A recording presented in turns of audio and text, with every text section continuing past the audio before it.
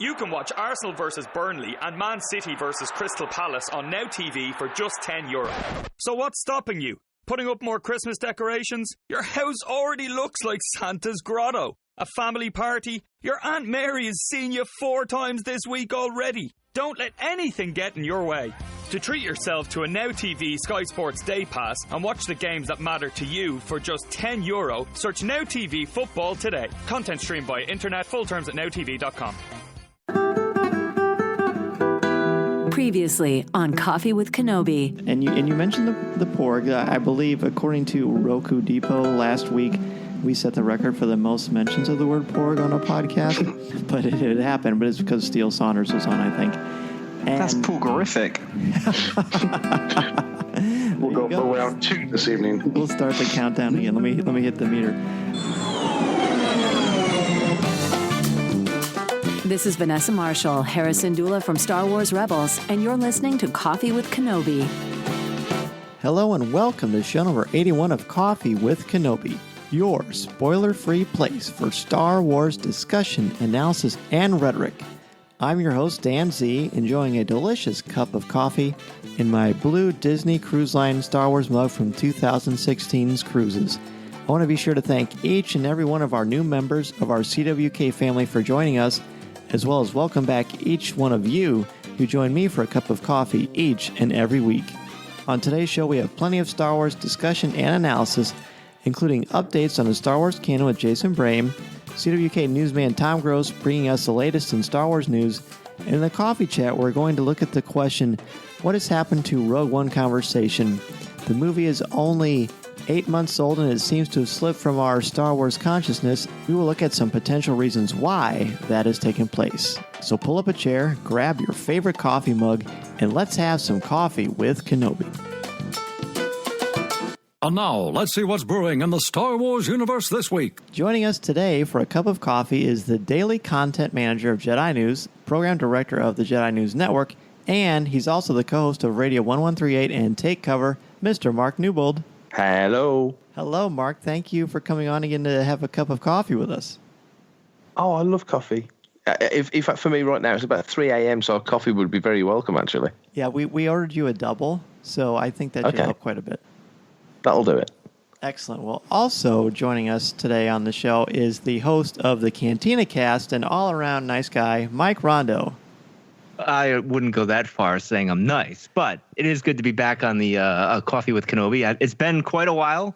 I'm looking forward to this, and of course, I haven't talked to Mark in 1,000 years, so this will be fun. Yeah. Well, although I don't have as many titles as Mark. I'm a little, I got to work on my titles. Well, I'm just greedy. I have faith in you. So here's the thing, guys. As we're kind of perusing the web this week, of course, there are various articles about The Last Jedi because that's what everybody's talking about, and rightfully so. But there was an article on Digital Spy that I want to draw both your attention to. And the title is, Mark Hamill and Rian Johnson tell fans to avoid all The Last Jedi marketing material until December. I'm going to read a couple little things and then see what you two think about this. Because I think it's fair to say that the three of us are on various ends of the spoiler spectrum. So we'll see. All right, here we go.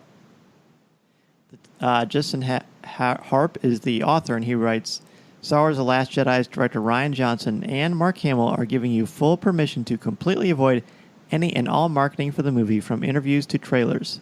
The rush of interviews, new footage, and photos in recent weeks has some Star Wars fans understandably worried that The Last Jedi's surprises are being spoiled, especially since the cinema release is still 4 months away.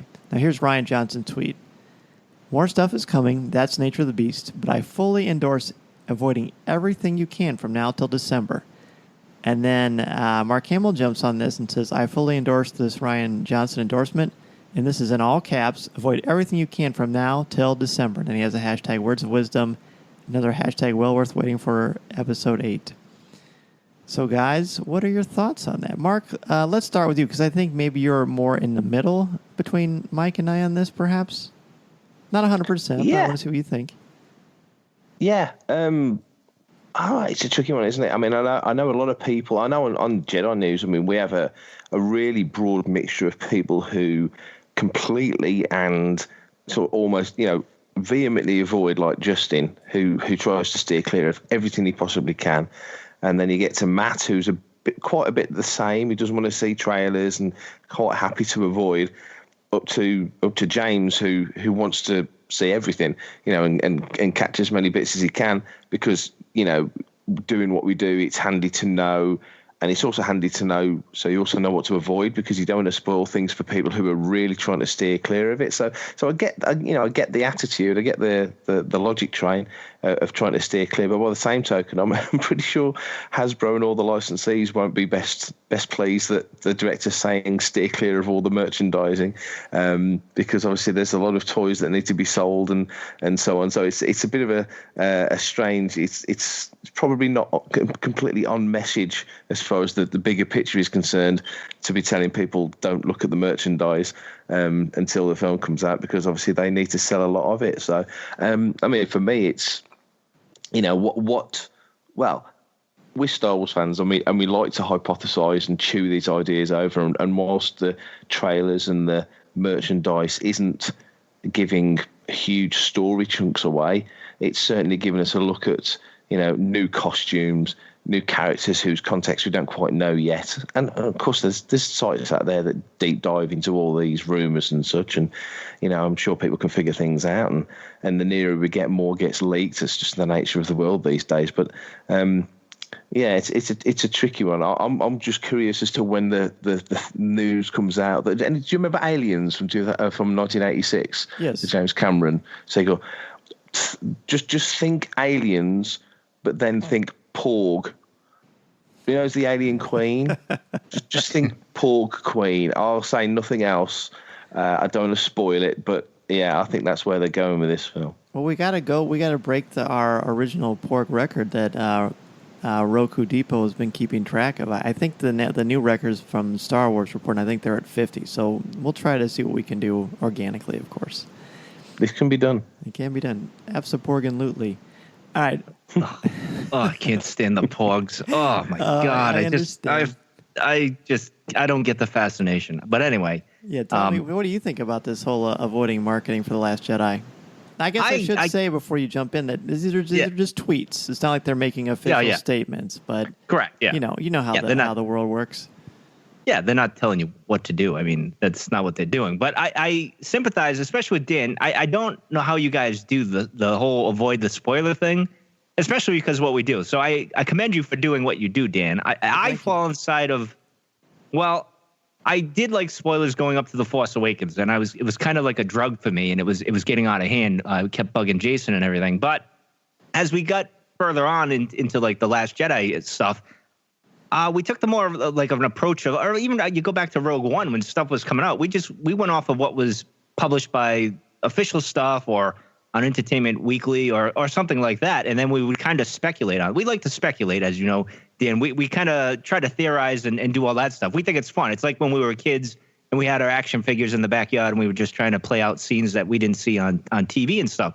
So that's kind of where I fall on. As far as the spoilers, if you like spoilers, go for it. I don't blame you guys, because you kind of, it's that whole thing of wanting to know. I guess that's the thing. I need to know this, and I need to know it before my friends know it or something like that. I really don't know why, but I just, with the day and age of the internet and everything, I don't know how you guys can even avoid it at all. I mean, that baffles me. I just, because everything gets leaked. Like you can't, I don't know. I feel like everything you can't be surprised these days for some reason. But I get what they're saying with Mark and Ryan, and I get that. You want to be surprised, then, hey, more power to you. But I just don't know how you do it these days. It's challenging. I mean, there are only certain places that I go for my daily Star Wars fix. I'm very selective. Jedi News, I think, does a great job, because if there is something, you guys don't typically reveal it in the headline, and you don't show the image, and you allow us the choice of clicking to find out more or just kind of scrolling to the next story. So, again, I appreciate you guys doing that, Mark. We try to. We're very organised. We try and be good about these things. Oh, God, this is going to be a theme throughout. It is. I can't top that, at least right now. It's come back to me in a few minutes. Okay, so my stance on this is definitely more of a, look, I don't like spoilers. I think that's been pretty clear since the show started over 4 years ago. And I respect and appreciate, and I really enjoy what you guys do in the Cantina cast with how you theorize, and I think that is creative, and I think it's fun. I think it's a nice critical thinking, and I also value and appreciate Mark's attitude as well, because it is a challenge. We're all in this little Star Wars podcasting media thing, and we want to make sure that we keep our audiences and family members abreast of what's going on and entertained, but it is definitely a challenge. And the thing that kind of struck it for me was the Entertainment Weekly stuff that came out last week, at least at the time of this recording. And I understand that there's some sort of a debate on where the line is between something that's a spoiler and something that is just news and information. I guess to me, a spoiler is individualized. If someone doesn't want to know something, then for them that's a spoiler. Now, for the general public, I think it's fair to say that a spoiler is something that is not officially released by Lucasfilm. I think that's what do you two think about that? Yeah, that seems like a fair description, doesn't it? I think if Lucasfilm and Disney are happy to release it, and the director's blessing is given because he's the storyteller, really, I guess. Right. That seems fair, But and I think fans would look at it that way. If Lucasfilm say we're happy to release this, that they presume or assume that they would have sat and gone through the story to a degree that they can say, well, we can treat fans to seeing pictures of, I don't know, Rose, let's say, but we're not going to go into crazy detail about a backstory and what she does in the film. But let's tease people and roll that character out. But if that leaked and all of a sudden you find out what the character is and what she does and what the consequences of her actions are on the plot of the movie, then that's obviously a spoiler. So that's probably a good way of describing it. Yeah. Yeah, I would definitely agree with that. But the only thing is, Mark Hamill said something pretty, I want to almost say earth-shattering for The Last Jedi. Don't tell me. Mark, I'm not going to say anything, don't worry. But it just, I get, if you, Dan, you're like, all right, it's kind of official, so maybe not you might not do it, but someone that's kind of in your position where I don't want to know spoilers, but if it's an official thing, I'm going to take a peek, and then this is dropped in your lap, and you're like, what the heck? This was really kind of probably not should have been said or something, and then it was said, and then that's why the tweets I think happened and stuff like that. But sure. Again, it's a very fine line you guys walk, and I don't know how you do it. And to credit to Jedi News for doing that, and even Jason does this over at MakingStarWars.net. He doesn't post the pictures. He puts just the logo of the network, and then he says, "Don't share this. Don't look at it." So I give you guys credit. In the past when we had a website, I kind of just went with it and didn't realize I wasn't that smart to think about, oh, wait a minute, I should probably put something here to do that. So credit to you guys for doing that at least. Oh, cheers, man. Thank you. Cool. The thing for me about the Entertainment Weekly articles is I read the first day about the discussion, the conversation about why Luke is there and sort of what Rey is going to run into, and it gives you some hints to Luke Skywalker's internal conflict at the start of The Last Jedi. And I read it, and I thought, this is great. I wish I didn't read it. Now, it's pretty obvious that was going to happen. You could tell by the end of The Force Awakens, and we talked about this on show number 80. But to me, Corey and I, and yes, Corey is still out there. Corey and I still chat all the time. We were talking about it, and we both said, you know what? I think I'm done. So I have the Entertainment Weekly. I have the cover with Luke Skywalker on it. It's a beautiful cover, frameable cover, but I haven't opened it. And I can honestly tell you that I'm not going to crack it open until I've seen the movie for the first time. And that might be a bit extreme, but I'm okay with that. That's just my personal choice. Whatever anyone's personal choice is, and the three of us have said this many, many times, whatever you as a fan decide, that's okay for you. That is more than okay. That is your choice, your right, and that is how you embrace Star Wars, and we love that. But for me personally, I think I'm going to follow their advice, and I'm just going to, even like the pictures, I'm going to try to avoid them. Now, Force Friday 2, I'm going to be out in full force, trying to get my porg on, but I'm going to I thought you weren't going to say a porg.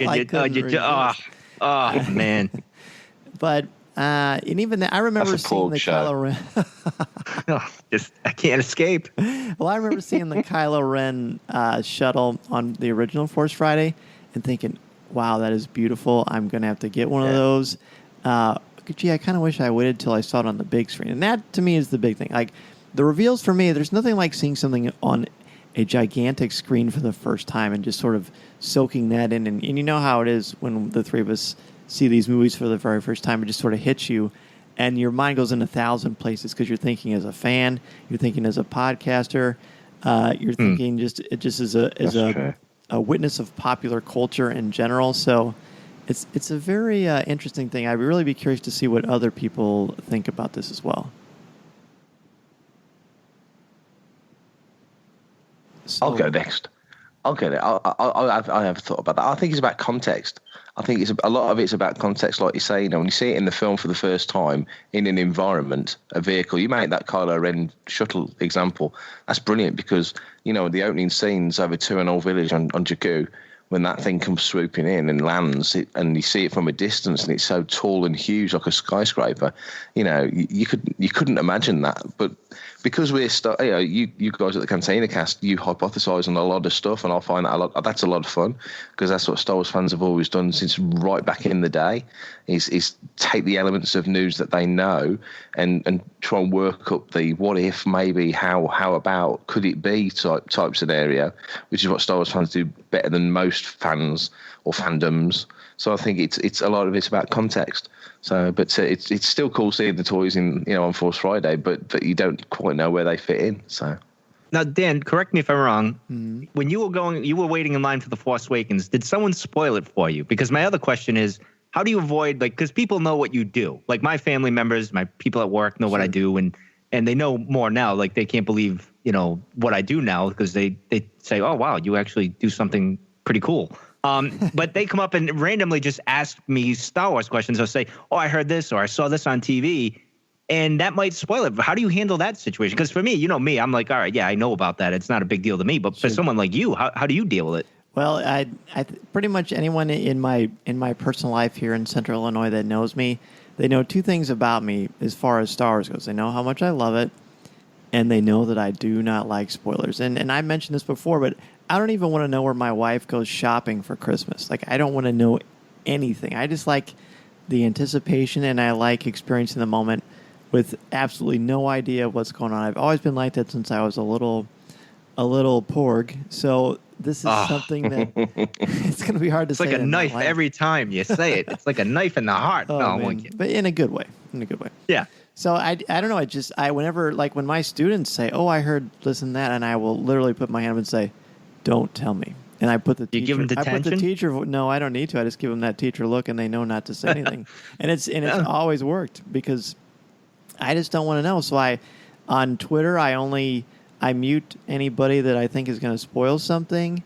I only look at specific sites that I think will keep it safe, and then I try to distract myself with other stuff. And it is tricky running the show, but it all seems to work out. And I think you two are wonderful to have this discussion about because I think we all bring a very unique take on it, and they're all right. They're all good in their own way. So with that, we're going to take a quick break, and when we come back, we're going to talk Star Wars canon with Jason Brame.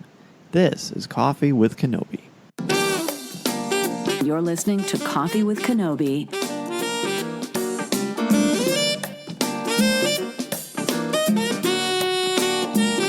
Coffee with Kenobi is sponsored by Penguin Random House Audio. Looking to catch up on the latest Star Wars books? Try listening to them on audio. Featuring sound effects and music directly from the movies, Star Wars audiobooks are the definitive listening experience. From brand new audiobooks such as Thrawn and Empire's End Aftermath to our blockbuster movie tie-in editions, you'll have plenty to keep you entertained. Visit penguinrandomhouseaudio.com/Star Wars for sample clips and to start listening now. Coffee with Kenobi is also sponsored by the Star Wars Digital Card Trader Collecting app from Topps. If you love Star Wars and love the excitement of chasing your favorite Star Wars collectibles, the Star Wars Digital Card Trader Collecting app from Topps is for you. Download the free app from iTunes or Google Play and collect your favorite images from the classic 1977 Star Wars cards to the Clone Wars, Star Wars Rebels, The Force Awakens, Rogue One, and much more. Collect and trade with friends new and old through the Star Wars Digital Card Trader Collecting app from Topps. These are the cards you're looking for.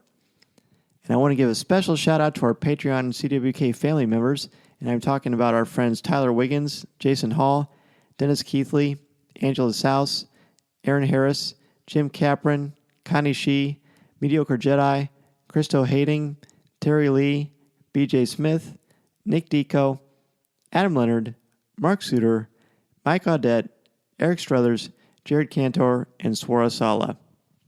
Patreon is a way for you to contribute to our Coffee with Kenobi podcast and website. It helps recoup things like our show expenses, the RSS feed that we have to distribute our podcast to all the different podcasting platforms, webpage, the microphone upkeep, cables, the travel, and all that goes into that, including airlines, hotels, food, transportation.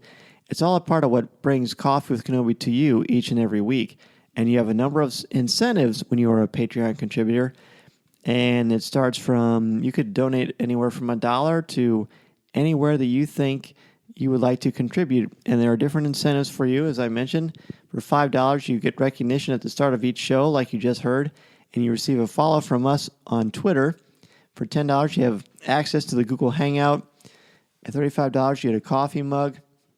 And then the incentives go up from there, including mugs, T-shirts, and you could possibly co-host the show with me for 1 week, 2 weeks, or an entire month. You'll be behind the scenes with everything that we do to make the show, help come up with topics and conversation points, contribute to our news stories. It's all going to be a part of your Coffee with Kenobi Patreon experience. If you would like to hear more about this or want to see more information, please check out the link on our show notes or on our webpage. We are back, and we are here with our canonical Star Wars expert, Mr. Jason Brame. Welcome back to the show, Jason. Thank you, expert. Such a height there. You should put me up there. Well, that's all right. I have faith in my analysis of talent, and I really want to hear what you've kind of noticed or gleaned recently and what's going on in Star Wars canon. Yeah, well, two things recently have come out. Of course, everyone is fully aware of Battlefront 2 Inferno Squad, which has definitely been on my shelf. I'm trying to get through it as fast and furious as possible, but I've been also catching up on some old stuff with an audiobook. So this one, I'm still almost done with it. But, if you really love some of those canon tie-ins, Inferno Squad is full of them. Even there's a nod to the Star Wars Annual in it as well, if you caught up on it. Where is that? Because I've read it. It's porgorific, I'll say that. But where is that reference? There's a reference. I don't know the pronunciation exactly, but there's a reference early in the book to them gathering up all the senators and throwing them into a jail, which is the same jail they referenced in that novel or in that annual. Oh, there's in the annual for Star Wars. Yeah. Yeah. Oh no. Okay. Now I know exactly what you're talking about. When you said annual, for some reason I was thinking about something in Insider for whatever reason. Oh yeah.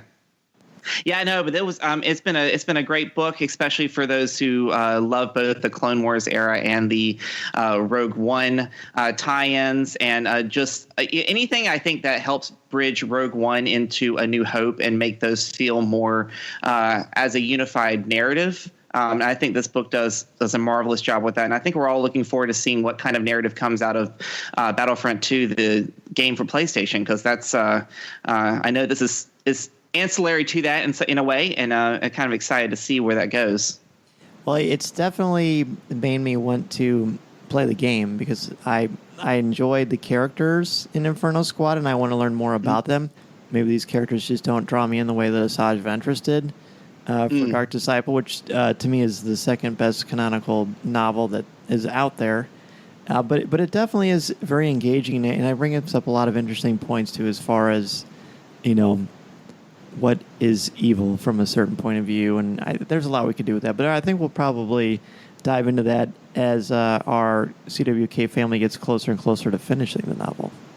Absolutely. But in addition to that, this month, kind of a little blip on the radar. I know last month everybody was kind of drooling over the Forces of Destiny YouTube shorts, which got us all really excited to wake up every day and see what the new thing that they were going to release. But the first of the month, they actually released a children's book, Forces of Destiny Volume 1. It features a story from Rey, Sabine, and Padme. And if you open it up and you crack the cover, you're thinking, well, these are just retellings of the YouTube shorts. But the Sabine story is actually new to us. So that is for those who haven't gotten there, it tells the story of it kind of tells the second story when Sabine and Ketsu Onyo got together, the bounty hunter friend that she used to have. No kidding. Yeah, so there's a nice little, because if you remember watching Rebels, there was the first episode where she showed up and they kind of partied. You're like, well, we'll maybe never see her again. And then she showed up in an episode and was like, hey, I guess we're friends now. So this kind of helps bridge that gap a little bit for us. So basically, you just gave us all homework because I didn't know that there was a new story in there. So now I'm going to have to get it. Yeah, and it's like last time I checked on Amazon, it was like $3. So it's totally worth, and paperback or Kindle edition, definitely worth a look. Now, my guess is that this is a YouTube short that may come out in October, but its first form for us is in print, which is kind of neat. It's the middle of the 3 stories in there. Mark or Mike, had you heard anything about this story?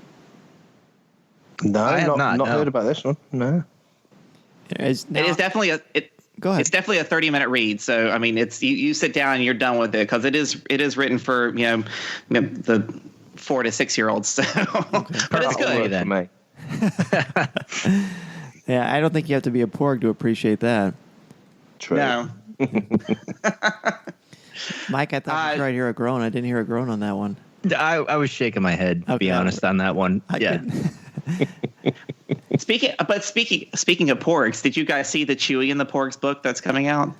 We did. Yeah. It sounds very much like Benny and the Jets, but Chewie and the Porgs. That actually looks really cute. That looks really. Is that the one where he adorable. eats the porg? That's when he eats it, right? That's what I'm hoping. Yeah, why are people jumping on this eating porgs bandwagon? Is it because in that image from Entertainment Weekly, it supposedly looked like he had there's a feather in his mouth? Well, yeah, in the trailer there's a little bit of a feather, but It might have been he could have been flying around. Cap, but, it could put a feather up there. Yeah, it could have been. Wow. I've heard whispers of porg feasts and stuff. Do they boil them? Do they roast them? I've got to stop saying them. Do they roast the porgs? Do they boil the porgs? Right. We Can we just Luke impale them with a lightsaber? That's a good one. Fricassee, yeah. I blame Matt Moore for some of this because he put a pretty funny thing on Comics with Kenobi about how do you like your porg, and it was fricasseed or all these different kind of options, and it was pretty funny. Which reminds me, guys, Jason, I hope we're not getting too off the beaten path here for our conversation. But let's talk canon for a minute, and let's go back to Return of the Jedi. It seems to be that people are fancy to say that Ewoks are cannibals. What do the three of you think about of that idea? Are Ewoks cannibals? Yep. Jason? I think the evidence is highly suggesting that they would have eaten those rebels had they had C-3PO not intervened. Okay, well, I think you just helped to prove a point I haven't made yet, and that is they're not cannibals. Cannibals eat their own. We have no evidence to show that Ewoks eat other Ewoks, so if they did, they would be cannibals. But eating a stormtrooper or attempting to eat Han Solo, that's not cannibalistic because they are a completely different species. This is a good point, isn't it? True. This is a bit like that question, like what do you put in a toaster? And 9 out of 10 people go toast. And you go, no, bread. That's right. So it is one of those kind of. It's not a trick question. We should all be paying more attention. But yeah, definitely. I think. I mean, my question at the moment in terms of canon is Force of Destiny related. Is how are Ewoks such amazing suit makers and dress makers? Because in that episode they present Leia with a fully wrapped dress. I don't remember them measuring her or fitting her out for that dress. They must have the most amazing eye. So the fact that they eat stormtroopers and were quite happy to prepare to eat, they've probably never eaten Corellian before. It's something new. So let's give Han Solo a try. So anything that they eat is impressive enough. We understand nuts and berries can only take you so far. But the fact that they can make a dress just by looking at someone, I think that's really impressive. These are the questions I need answering. Those are good questions. Thank you. I wonder, did they happen to have just the exact right size? Maybe there is a Walmart on Endor that has different sizes?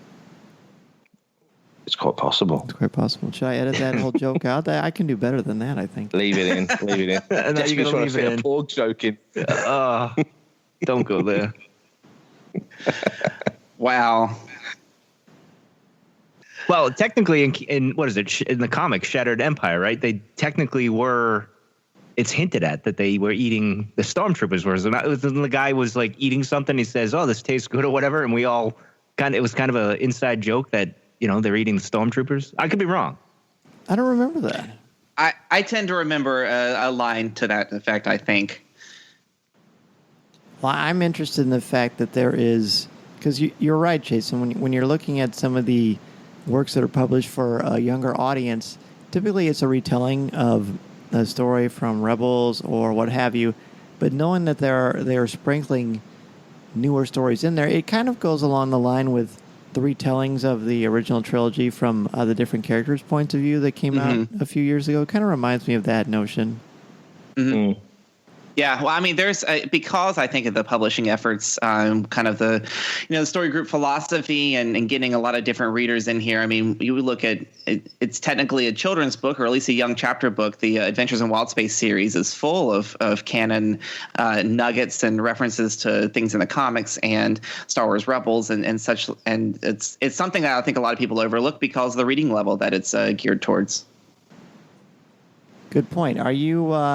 How are you planning your reading schedule once Force Friday rolls around? Because we're going to be inundated with quite a few pieces of literature.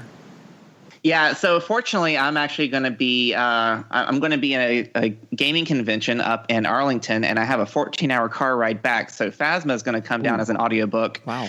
As long as there is, I'm assuming there's going to be an audiobook version. So I'm going to get that one and just listen to that all the way back. So I'll be on top of that game there. The Leia one, it looks like it's another Claudia Gray book, and those are amazing, but usually pretty easy to read.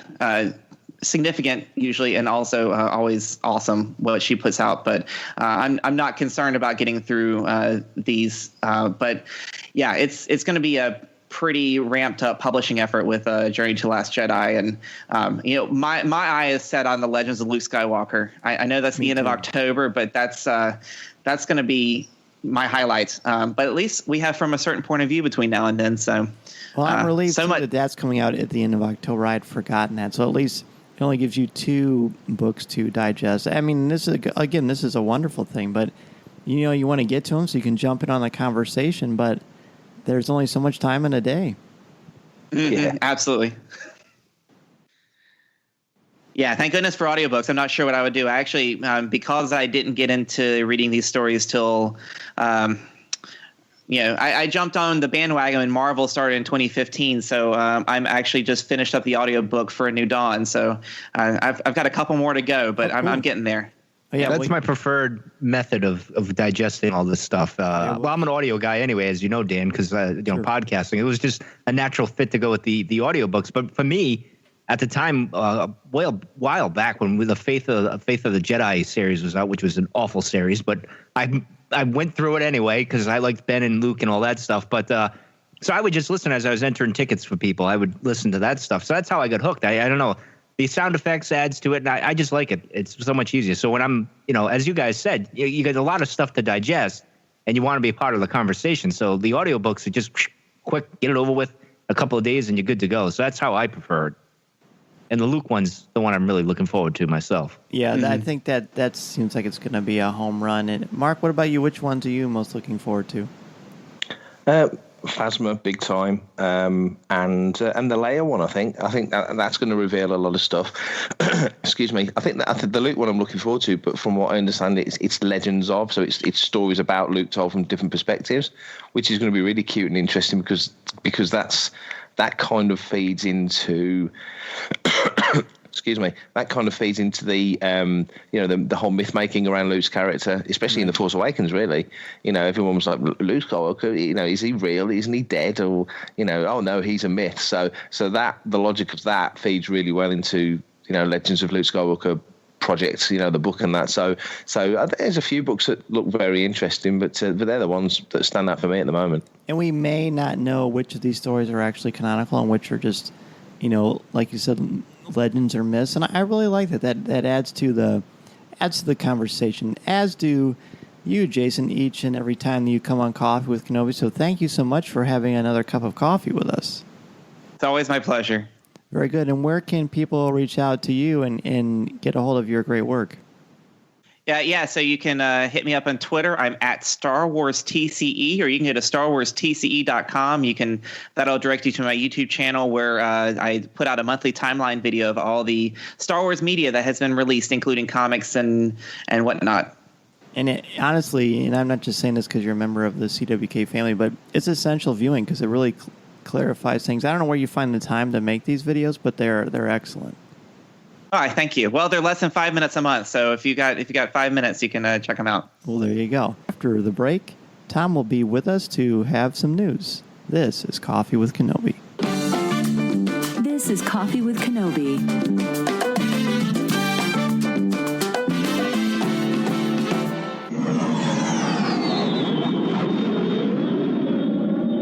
Looking to catch up on the latest Star Wars books? Try listening to them on audio. Featuring sound effects, top-notch narrators, and music directly from the movies, Star Wars audiobooks are the definitive listening experience. From Han Solo to C-3PO to Admiral Akbar, you'll recognize all of your favorite characters. Listen to movie tie-ins like Rogue One and The Force Awakens, to book titles such as Thrawn and Empire's End Aftermath, to classic audiobooks like William Shakespeare's Star Wars. With Star Wars audiobooks, you'll have plenty of Star Wars listening to keep you entertained. Visit penguinrandomhouseaudio.com/Star Wars for sample clips and to start listening now. The Star Wars Digital Card Trader Collecting app features incredible images from many aspects of the saga, including the original trilogy, the prequels, the Clone Wars, Rebels, The Force Awakens, and Rogue One. It's the quality you have come to expect from Topps. It's also easy to get into and really fun, too. Your favorite Star Wars characters, scenes, and moments are in every pack. To get started, download the app for free from iTunes or Google Play, and then be sure to open the app each day for free credits to spend on card packs from the Cantina. Plus, if you can't get what you're looking for, there's a place to trade with your friends as you complete your Star Wars collection. And if you're an experienced collector, there are exclusive cards, special inserts, and autograph opportunities for you to enjoy. Don't worry about missing the cards and sets you want either, as you can sign up for notifications right on the app. The Star Wars Digital Card Trader Collecting app from Topps can be downloaded for free from iTunes or Google Play. Be sure to download the app and start your collection today. The Star Wars Digital Card Trader Collecting app from Topps is available now. And remember, these are the cards you're looking for.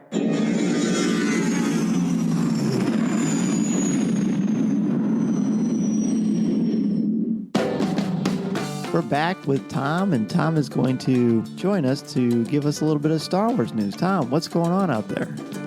Well, our long-anticipated wait for something about the heavily marketed Captain Phasma may be over. Penguin Random House Books released a pre-order synopsis of the upcoming Journey to the Last Jedi Star Wars Phasma book to be released on Force Friday, September 1st. Here's a quick summary. Cardinal, a crimson-armored stormtrooper and adversary of Phasma, interrogates a resistance spy, not to learn more about the resistance or its covert missions, but to learn the secrets of Captain Phasma's past. This spy apparently has the answers Cardinal wants, but is reluctant to give up the information, and she wages a war of wills with her captor. As the spy bargains for her life, the puzzle of Phasma's past comes together. This knowledge may prove dangerous to Cardinal as Phasma unleashes the full measure of her fury. This soon-to-be-released novel, titled Phasma, is written by Delilah Dawson. I must admit I'm a bit conflicted on this one because the synopsis sounded a lot more exciting than I had expected. Phasma is a cool design, an interesting concept. I've never been a huge Captain Phasma fan per se, but I don't think that is anything to do with Gwendolyn Christie or the design. I think it's because there's just nothing about Phasma besides a few tiny scenes in The Force Awakens, and obviously they're remedying that with this novel and the upcoming comic book. But to me, as we mentioned in an earlier segment, while I'm looking forward to this, it's not with the usual anticipation I have for a new Star Wars novel. Well, I got to be honest. I am a big Phasma fan myself because. Oh, cool! Tell me why. Well, I like. I don't know. Maybe it's that whole Boba Fett thing I had when I was 6 or 7 years old or whatever it was. A cool character, and we all thought going into the Force, well, that's the new Boba Fett type a character, and I like Gwendolyn Christie, so naturally I just went and fell in love with Phasma in a way. And that's even my gamer tag on PlayStation is Phasma and stuff like that. So I'm very intrigued, and I was a little disappointed she didn't get much screen time. And I'm very curious to see what happens in The Last Jedi and stuff. So this is a nice way to kind of filling in that backstory that we kind of wanted. The only other thing I will say is, though, I like a little mystery. I don't want to know everything under the sun. So I don't know. I'm a little, but the problem I have is the novels haven't really knocked me out over the head with anything major in about a year and a half. So, is it going to be another ho-hum novel? A few little tidbits here to tease us, and like they did in Aftermath, and then we get no payoff till, I don't know, 5 films from now? I don't know. But anyway, that's how I feel. That's fair. I think that's fair. They definitely, they're still strong. They definitely haven't hit me in the same way. I don't think any Star Wars novel has really impacted me to a high level since Bloodline. Oh yeah, Bloodline was if there was like earth shattering, I would say that one. Actually, A New Dawn's still my favorite one out of all the new stuff. To be honest, I don't know why. I like that. I guess because I like Kanan so much. I don't know.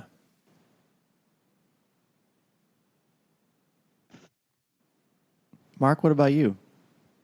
Yeah, I think with Phasma, I think when you look at the character, I think a lot of people will think like Mike, and that's how I thought initially. Is that she's kind of got that the Fett vibe, the quiet, tough sort of badass character.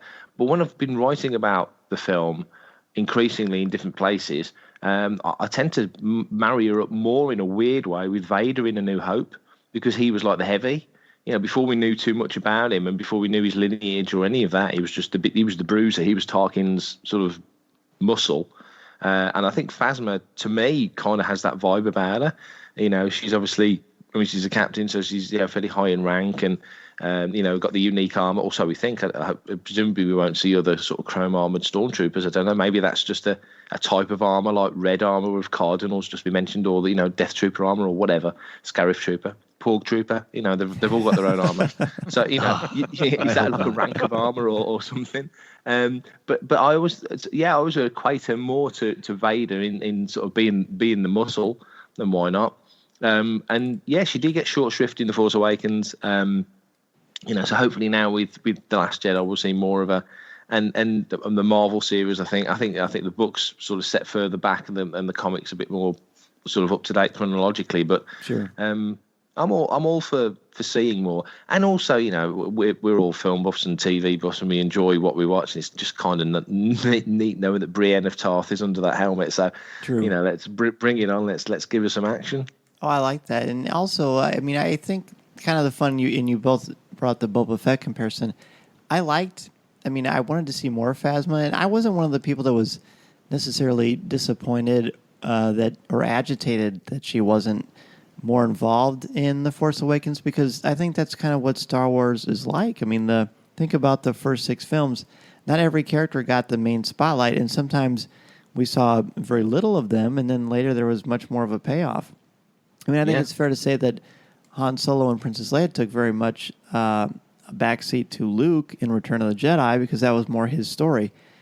The Force Awakens wasn't Phasma's story, and now we're getting that, although I must admit I'm a little curious if it was always the plan to spotlight Phasma right before The Last Jedi, or if that was more a response to the criticism that she wasn't more active.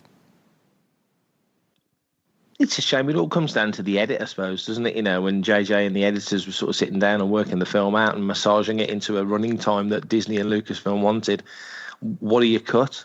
There must be scenes on the cutting room floor with more Phasma material, but presumably there's more material. There's Constable Zuvio footage knocking around somewhere. That poor guy thought he got his action figure and and Sarko Plank. We're going to see more of these guys, and you actually get down to it, and they trim it because they want to hone the story in more on Rey and Finn and Poe and those guys. So it's tough. I don't think there's anything. I don't think there's any malice, because I know something that a lot of theories flew around at the time. Okay. I don't think there was anything done knowingly, if that makes sense. I think it all came down to getting the film into the place they need. Get the film into the place they need it. And what tells you more about the story and the plot of the galaxy at that time? Is Finn telling you more?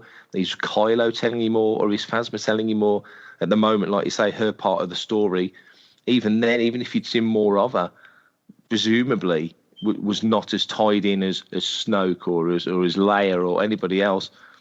So if you're going to trim a character, it's like, well, she's in the pocket now. We can bring her back. Okay, the joke was that they stuck her in the trash compactor, and I think they've actually worked in that they did stick her in the trash compactor, which I just thought was a flippant sort of little in joke to the fans of referring back to Star Wars. But everything gets taken literally these days. I mean, I've talked about that so many times on 113, how characters are saying things that are just almost off the cuff and nod and a wink, and then writers come in and take it as if they meant it very literally. But let's say she was in the trash compactor, well, she's still around. Obviously she got out because it was on Starkiller base, so obviously she got out of the trash compactor, but unless that's a really well made trash compactor, I guess. It's like the fridge in Crystal Skull. The classic fridge. Yes. Yeah. I have no issue with that fridge. Me either, actually. What movie is this? I don't even know what movie you're talking about. I love that's my second favorite Indiana Jones film. No joke. I don't recall that being an Indiana Jones film at all. Oh, well, I'll that come didn't over. even happen. I'll fly to Boston on the CWK jet, and I'll show you. I don't believe that happened at all. I don't recall that. Yeah, I know. Whoa, wait a minute. You guys don't have a jet? No, not yet. Jeez. No. Got to work a little harder, I guess. It's actually a kite, so it probably won't get me very far. Is it a porg kite? It is a porg kite. A porg made out of porg materials. Yeah. Well, I'm all for that. Porgs make the best. Well, I enjoy all that. The comment I'll have about the Phasma book, just very quickly, is how in the synopsis it seems to me that the Resistance seems to have the puzzle to Phasma's past, and so without any speculation and just observation of the synopsis, that's what's going to draw me to that book. But moving on, if you haven't been watching the Lego company Twitter account for a while, they've been teasing for a few weeks about a new big product. It all started on August 1st when Lego announced on Twitter that something bigger than the Lego Creator London bus is coming. In fact, 4.86 times bigger, according to the post. The London bus, by the way, is a set that has 1,686 pieces, according to the Lego website. Now, hang on with me. There are a lot of numbers in this one. Okay. Then, on August 8th, Lego announced that something bigger, 2.56 times bigger than the instruction manual for the Lego Creator Carousel, which has an instruction manual for 194 pages, is coming. Whoa. Now, by my math, which I wouldn't always rely on, by the way, but that would make a manual of almost 500 pages. Then, just this week, Lego confirmed with a video and tweet that this set, its biggest set to date, according to the post, will indeed be a Star Wars themed set to be released on October 1st. Now, I know we don't do any speculating here on Coffee with Kenobi, so I'm not going to ask anyone what they think it is. Well, no, we can do that. For merchandise, we waive our little rule. Oh, well, I just wanted to know if you had the chance to build an 8,000-piece Star Wars Lego set with a 500-page instruction book, would you jump on that, and it doesn't matter what it is? I would do it, but it does. I want the Superstar Destroyer still. I still haven't even gotten that yet. See, I think it's going to be the Death Star. Maybe Starkiller? I don't know. No, I think it's going to be like a giant, huge Death Star. 6-foot Jar Jar Binks? I'm all for that. There you go. Mark, what do you think? I think they should take back the Angry Birds IP and call it Angry Porgs and just make a great big landscape and just like porgs everywhere. Unbelievable. And not a drop to drink. Well done. I'm glad you finally joined in. Well, now I have my intro for the next show, so thank you for that. I don't know. I think it's probably it's going to be probably another Falcon. I think we've had the Death Star recently, but a Starkiller base, that'd be cool. That'd be something special. So yeah. Tom, what do you think it is? The first thing that came to mind was the Superstar Destroyer. We don't have one, right? No, there is one. There is a Superstar Destroyer. Oh, we do have a Super. Okay. Yeah, I want it. That was just looking at the video. Starkiller crossed my mind, but then I thought, what kind of detail would you have in that? Building a planet with Legos, although the potential is there, but Superstar Destroyer is kind of going with what I'm thinking, or a Force Awakens. I don't know what they called the one that Kylo Ren's on, but just a new Star Destroyer of some sort. Mm. Huh. Yeah, That could be, or it could be the T-Porg 1000 in the latest Terminator. There you go. There you go. It had to be said. The Porginator. The Porginator, exactly. Well, now someone's going to do some photoshopping with a red eye and all that stuff. I can see it happening now. It's got to happen. If I knew anything about Photoshop, I would do it. That makes two of us, to be honest. Even though I don't like the Porgs, but I would do that. Oh man. Okay. Well, maybe it's something to do with Snoke. I don't know. Maybe we'll see. Soon. I find that hard to believe because I'm sure they want to save him for The Last Jedi. Maybe. You know, I mean, when we find out he's actually a Porg, which that would be a twist. Oh. What is in my coffee tonight? My goodness. I don't know. I'm a little worried there, Dan. All right. Well, let's wrap this up with one final story. Secret whispers never make for good friends, but whispers may be what make the details of The Last Jedi special. In an article posted by Entertainment Weekly, senior writer Anthony Bresnik writes about the influence of the master of Star Wars, George Lucas, and the influence he had on The Last Jedi. Now, Kathleen Kennedy, president of Lucasfilm, has worked with Lucas since Raiders of the Lost Ark, and was asked at Star Wars Celebration last spring what kind of influence Lucas has in his retirement. Now, this seems a relevant question, as it is well known that Lucas has a particular interest in the Jedi, and with the newest film taking fans to the ancient first Temple of the Jedi, Kennedy reported last spring that Lucas doesn't really have much input, and Gareth Edwards, director of Rogue One, mentioned that most of Lucas's suggestions were jokes and always encouragement to, quote, not screw up. Kennedy, however, said that Lucas may whisper in her ear every now and then something specific or important to him about Jedi training. So, what kind of influence does Lucas still have? Well, I suppose only those that are privy to the whispers will know. Boy, would I like to be a fly on the wall for that, as would we all, I'm sure. This makes me really happy because I guess you could take it one way and say, well, gee, I hope George isn't worried that people aren't listening to his ideas, but I don't think that he's sad. I mean, he's a very rich man with he's left an immortal legacy on mythology for all time.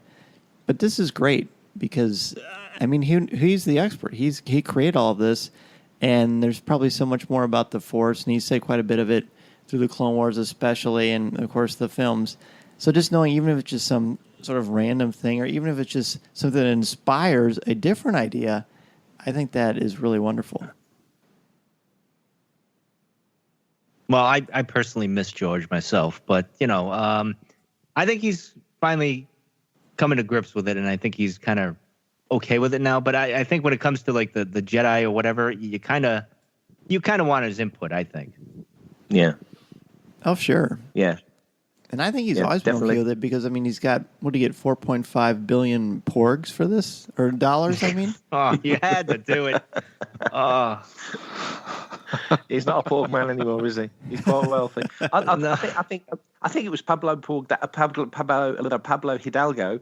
What was I trying to say now? Pablo Hidalgo? Pablo Hidalgo? Pablo Hidalgo. Pablo Agogo. Said recently that I think all the standalone films, except for Rogue One, which was John Knoll come up with the idea for that, didn't they? Were all influenced by George. And famously over the years, George had said, keep the Yoda origin off limits, keep the Han and Chewie meeting off limits. There was a few things that he sort of ring-fenced for the future. Don't kill Luke off in Vector Prime because I might need him at a future point, sort of thing. So I think his involvement is clearly a level of involvement, and he is our Yoda, and he is the maker, 3PO thanks him. So I think him having some involvement at some level makes sense. Maybe not a deep involvement, but and if ever they hit a roadblock, I can't imagine them hitting a roadblock in a story meeting and contacting George saying, what do you think about this, George? And him saying, I'm too busy. He's always I would imagine, I don't know.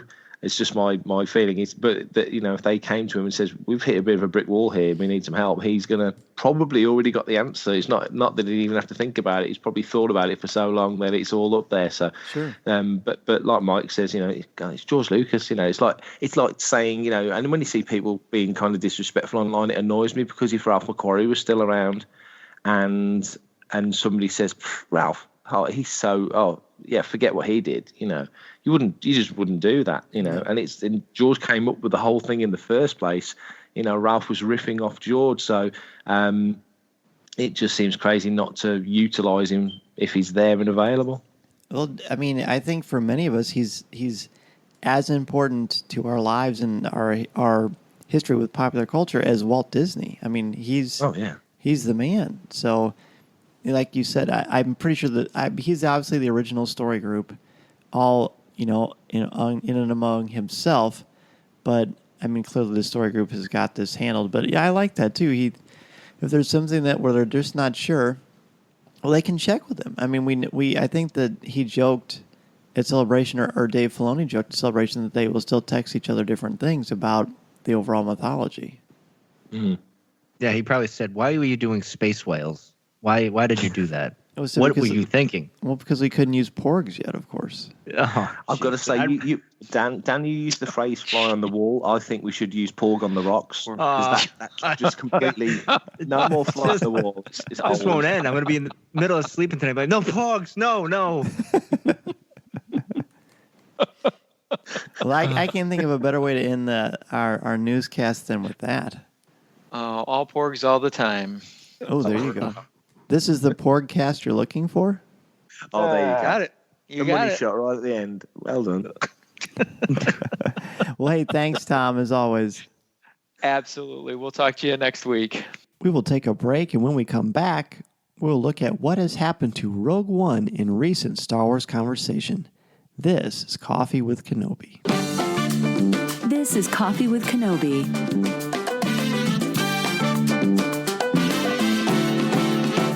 Coffee with Kenobi was sponsored by Penguin Random House Audio. Looking to catch up on the latest Star Wars books? Try listening to them on audio. Featuring sound effects and music directly from the movies, Star Wars audiobooks are the definitive listening experience. From brand new audiobooks such as Thrawn and Empire's End Aftermath to our blockbuster movie tie-in editions, you'll have plenty to keep you entertained. Visit penguinrandomhouseaudio.com/Star Wars for sample clips and to start listening now. If you love Star Wars and love the excitement of chasing your favorite Star Wars collectibles, the Star Wars Digital Card Trader Collecting app from Topps is for you.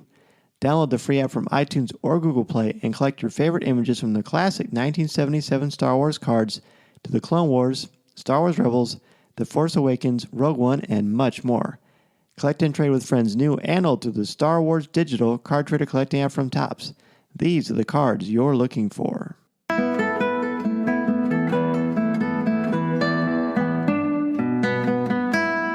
It's coffee chat time, and for this topic, I want to bring up something that Jim Capron, who's one of our CWK Patreon contributors, he posted this on the CWK Patreon message board, and here's what Jim had to say. Because I'd throw out a call and I said, hey, what topic would you like to hear us talk about on the coffee chat? And this is what Jim wrote, and I'm really curious to see what you two think about this. Jim says, I'm a huge Rogue One fan. It's number 2 behind Revenge of the Sith for me, but I feel like despite it being generally accepted as a great film, it's generally getting lost in the discussions through the Star Wars community with all the Last Jedi and Han Solo film news coming out constantly. We've only had Rogue One for 8 months, and I feel like there's so much more to be said about this great film. Just curious on your thoughts on this and if anyone else feels the same way. Mike, what do you think about that?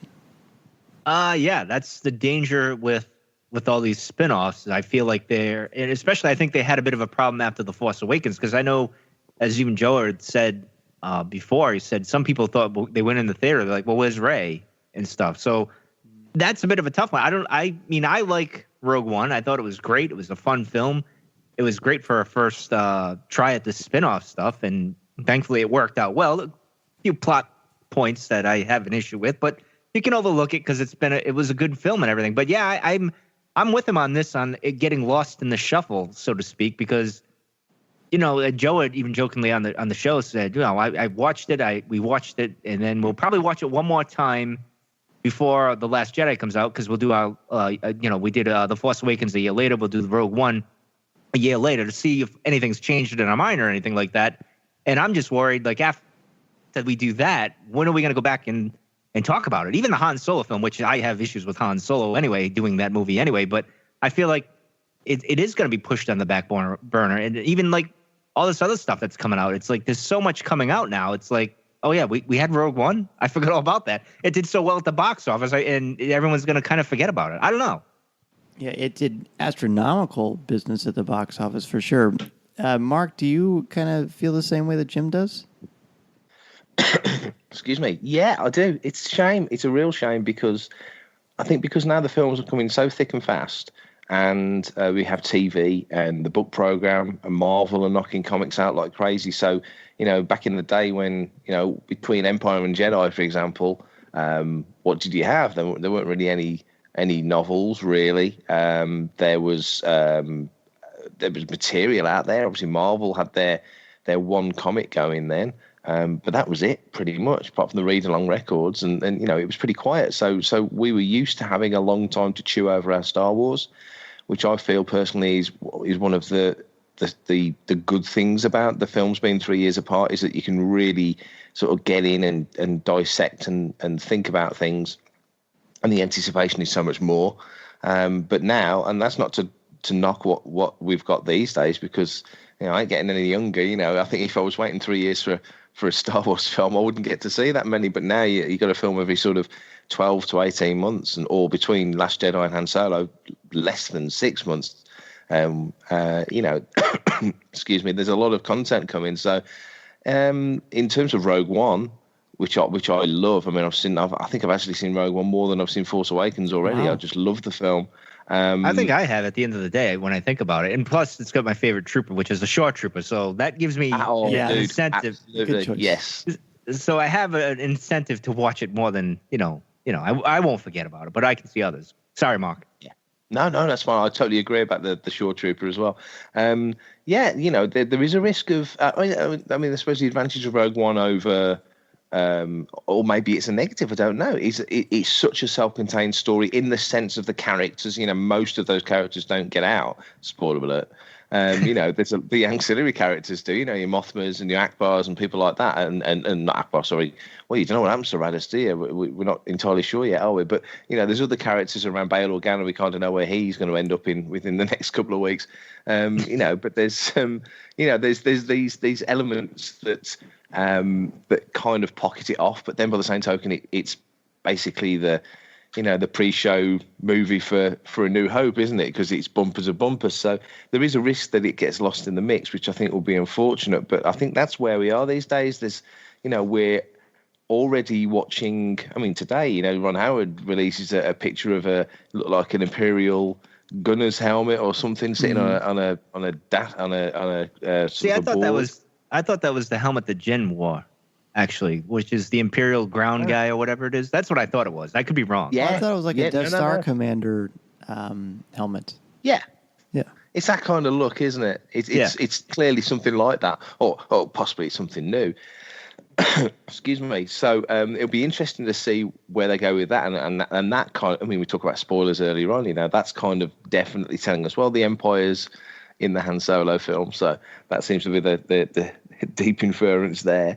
Rogue One could easily get lost in the mix, and I think Solo is different because that kind of feeds into the mythology, if you like, of Han Solo in a broader sense. And I think with all of them, all the standalone movies, I'm sure when they go in, Lucasfilm go in, they're thinking, well, if Rogue One's a big hit, then okay, maybe not Rogue 2, but they'll come up with some other sort of way of sort of playing off the back of that. And Han Solo, I would imagine they've probably pitch that as a trilogy because they want to lock these actors into the roles for a long time. If they can have Donald Glover and Alden Ehrenreich playing Han Solo and Lando for X amount of years, then they'd be crazy not to. So, it's a very good question. But it is unfortunate. I think that's going to be the case. Certain films will kind of get lost in the mix because they're just coming at us so fast. Yeah, I think there's a number of factors with this thing, and you both hit on it really well.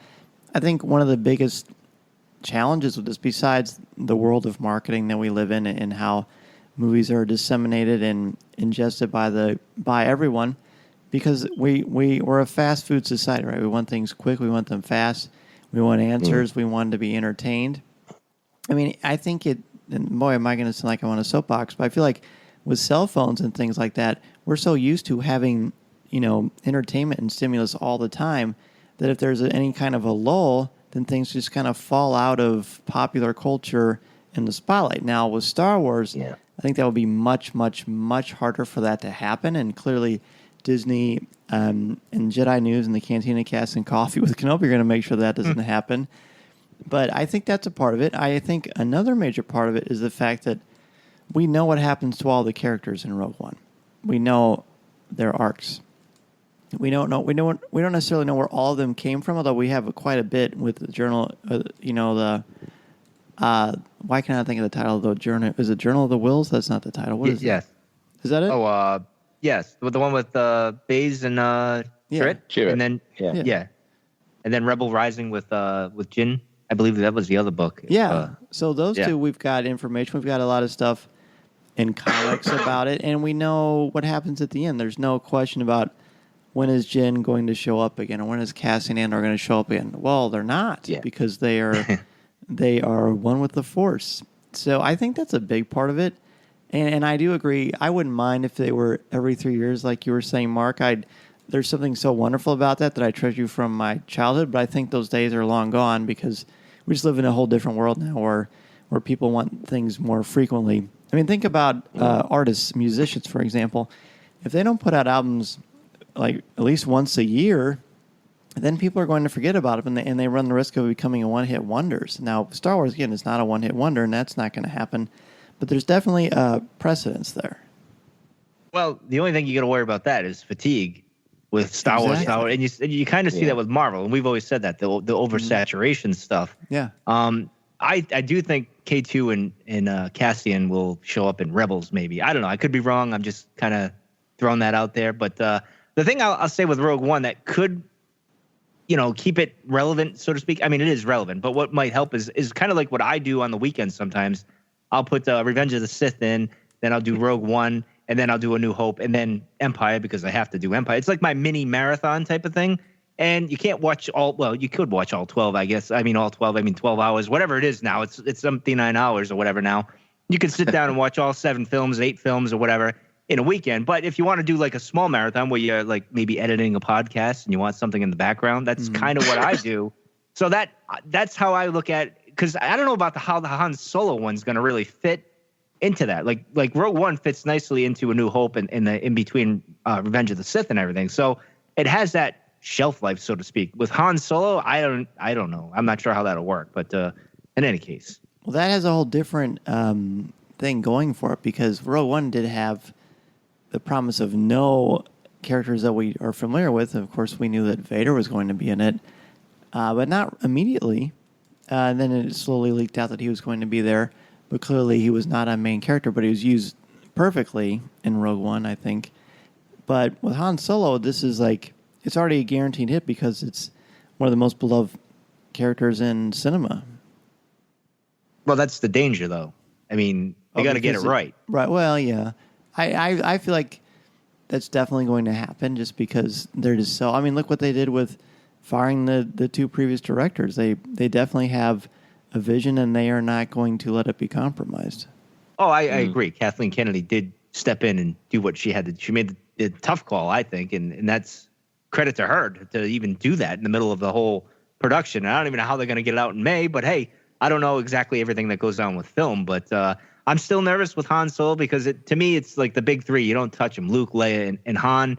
Everybody else, okay, I can live with that, but I don't know. And then Mark, you said maybe a trilogy with these guys. I don't know. I don't know if I want to do that with Han. I mean, they really have to do something really special, and I hope they do. I hope I'm wrong. I mean, I don't mind being wrong if they do it right. So, yeah, I think with Solo, I mean, personally, the less they tie it in with everything else, the better for me. Because it very much like the original Brian Daley novels. When they said, "Well, go and write a novel."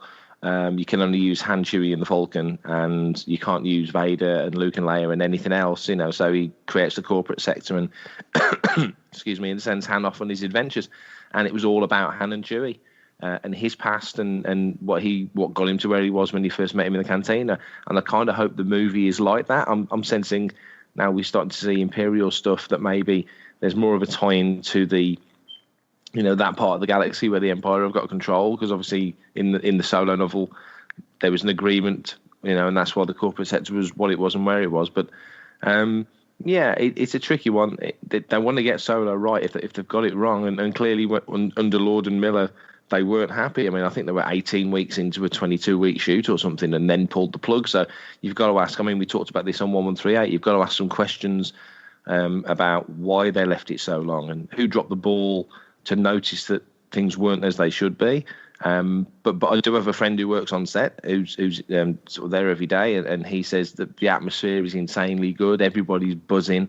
They're absolutely chewing through pages, and everything's going great. So he, not that it was bad under the other guys, but he said it's very different, and the atmosphere is popping, and everybody's enjoying themselves, and they've got no worries about getting it done in time. They seem very confident that they're going to get it there. And excuse me, sorry about this cough, by the way. It's stupid English weather. It's Ron Howard's the consummate professional, or pork professional. And sorry, we haven't said pork for ages. It's true. And pork unbelievable. Oh my gosh. Terrible. I'm sorry. I'm letting the side down. And and he's just working his way through the pages, and everything's good. So, but I think Mike's right. I think of all the projects that you're going to look and go, ooh, they could really easily get this wrong. It's the Solo one, and proof of the pudding of that quote is the fact that they did get it wrong. Clearly, they got over 3/4 of the way through the shoot and suddenly went, this ain't good enough. This isn't working. We need to rethink. And so it's a tough one. I think it's Jim. I'm glad that you put this on the Patreon page. I think it's almost if we want Rogue One to be, still out there, I think we need to keep doing what Jim, what you were doing, and what so many people are doing. And that's still bringing up key things to dissect in Rogue One, because there's still a lot of beautiful things to look at in that picture, and a lot of it involves newer characters, but that doesn't make it any less interesting. In fact, I think it adds a nice new perspective, a nice new sheen to Star Wars, because while we are definitely close to getting more than we could possibly ingest, in one or two settings, I think there's enough there that can keep the conversation going for a long time. It's just a matter of making that happen. I mean, real quickly, before we wrap up this segment, is there anything about Rogue One you think that will be worth mentioning maybe in the near future? Shore Troopers? No, nothing wrong with that. Yeah. Well, the Pork Troopers, was that Pork Troopers? Oh yes. No! Don't ruin my trooper now. Come on, jeez. But can you imagine? Yeah, now I'm going to. Dare to see a to little helmet dream. on a Porg now. Oh my god! Maybe Stan Lee could come out of retirement and write a Porg story. That would be good. Oh my God, no! Let's hope not. Well, the Journal of the Wills, we got that, so that's plays an important role in maybe the Last Jedi and everything to come, to be in the future there. So there is stuff that will connect to it, and I'm interested where they're going to go with all of that. And I'll say this with Rogue One, I will say from the Cantina Cast standpoint, popularity wise, we did from December to just the end of January with all the characters in Rogue One, and they were very popular episodes. So people love it. So I don't think it's going away, but I understand what the question is. It's like it's going to get lost in the shuffle, sadly, I think. But anyway. Right. And maybe another way to look at it is not so much it's going to get lost, even though that does make a lot of sense. Maybe another way to look at it is we're just so excited for the next chapter that we want to see what's going to happen next. We're very much excited about the next, but we're also, it's kind of a paradox because we also love the past, because we're still celebrating the first Star Wars film, and rightfully so. True. Although I like Rogue One better than The Force Awakens, so it's got that going for it. I love both of them, but I think I like The Force Awakens a little bit more. Well, that end scene with Luke, though, that does tug on my heartstrings a little bit. But that we won't get into that because that's a whole other can of worms. Indeed. So we won't go fishing for porgs on this one. Oh my God. So with that porgalicious conversation, I think I already used that one. So I don't know if that one counts. God. Oh, Roku God, people, that one count. I'll let you be the official judge of that. By the way, in between our different conversations, sort of during the breaks, we've had a lot of good pork references that we just neglected to put on the air. So maybe that would be good. And I'm thankful for that. No, I'm only kidding. I'm only kidding. So with that, we're going to take our last break and be right back to close out the show. This is Coffee with Kenobi. This is Coffee with Kenobi.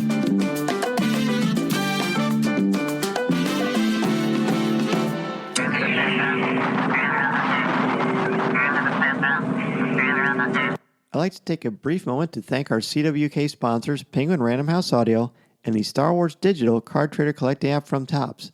Please support them the way they support our podcast, and remember to listen to new and archive shows of Coffee with Kenobi wherever you listen to podcasts, including iTunes, Google Play, Spotify, iHeartRadio, YouTube, Player FM, our website, www.coffeewithkenobi.com, or wherever you enjoy listening to your favorite shows. And if you listen to the show through iTunes, please leave us a review. We are also on Facebook, Twitter, Instagram, Pinterest, and Tumblr, and we'd love for you to check us out there. Be sure to listen to our CWK family of shows too, including Legends Library, Rebels Reactions, Comics with Kenobi, and Lattes with Leia.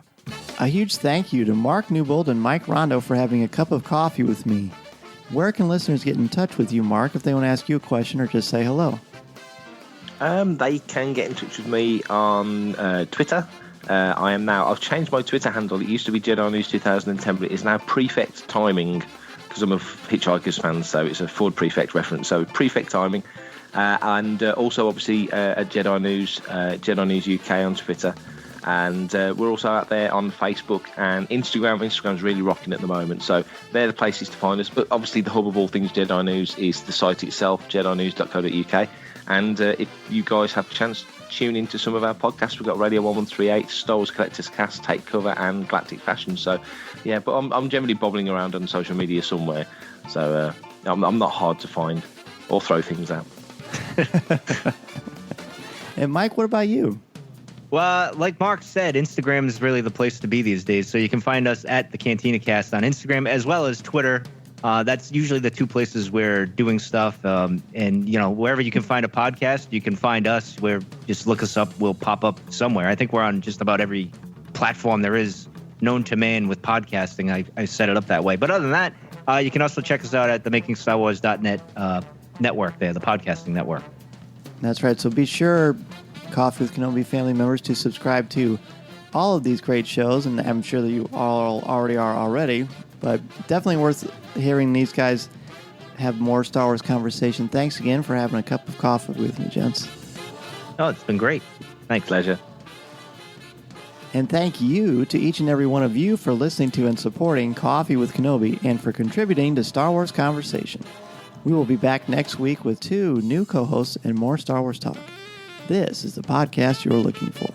This podcast is not endorsed by the Walt Disney Company or Lucasfilm Limited. It is intended for entertainment and informational purposes only. The official Star Wars website can be found at www.starwars.com. Star Wars, all names, sounds, and any other Star Wars-related items are registered trademarks and or copyrights of Disney and their respective trademark and copyright holders. All original content of this podcast is the intellectual property of Coffee with Kenobi unless otherwise indicated. This is the podcast you're looking for.